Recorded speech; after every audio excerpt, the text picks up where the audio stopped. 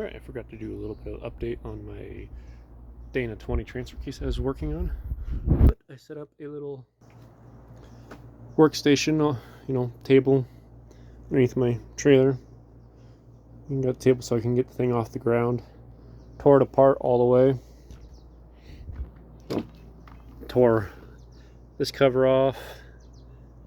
These out. That was a pain. There was a bunch. There's like a bearing, a little ball with a spring in there on each side, and then a little thing that goes in between to help lock everything in place. So that way they move and all that stuff. I actually can't really find something like this online. Like everything else is like weird linkage, where this is just like all contained. So that's kind of cool. Anyway, so I had this off, and then that off, and then I also took off one of the shifter. It goes in the back of right there.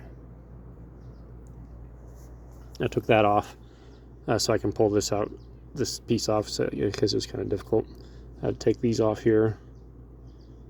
Anyway, so I got it all torn apart. Then I sprayed it down with some degreaser, and then pressure washed it and sprayed it with degreaser again and scrubbed it a little bit. I mean, didn't get all of it. There's still caked on gunk, but got everything that would have fallen in to it. Then I got myself a case of brake cleaner, and I just basically sprayed the entire inside and just like filled it with brake clean and got as much debris out of it as I possibly could, and like make sure there's no rocks or small sand pieces, particles. I'm not too worried about if I get like a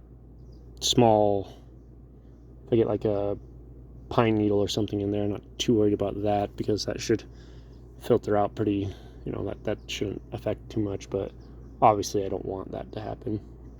But I'm working outside, so yeah.